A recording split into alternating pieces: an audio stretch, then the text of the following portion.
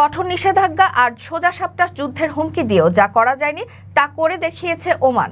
সম্ভাব্য তৃতীয় বিশ্বযুদ্ধ এড়াতে বড় ভূমিকা রেখে চলেছে দেশটি। গতকাল মাস্কাটে 2018 সালের পর ইরান ও যুক্তরাষ্ট্রের মধ্যে সবচেয়ে উচ্চ পর্যায়ের বৈঠক অনুষ্ঠিত হয়েছে সফলভাবে। ওমানের পররাষ্ট্রমন্ত্রী বদর আল বুসাইদি এই পরোক্ষ আলোচনার মধ্যস্থতা করেছেন।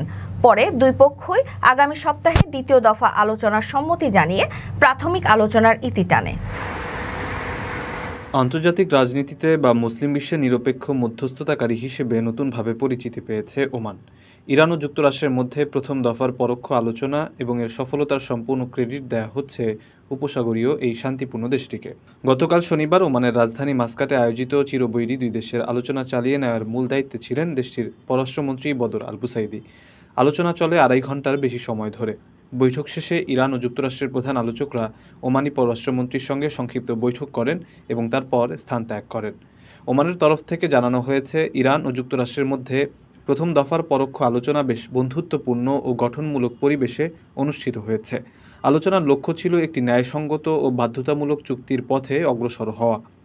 বদর আল বুসাইদি সামাজিক যোগাযোগ মাধ্যম এক্সে জানান, আলোচনার মূল বিষয় ছিল ইরানের শান্তিপূর্ণ পরমাণু কর্মসূচি ও তেহরানের উপর আরোপিত অবৈধ নিষেধাজ্ঞা প্রত্যাহার করা।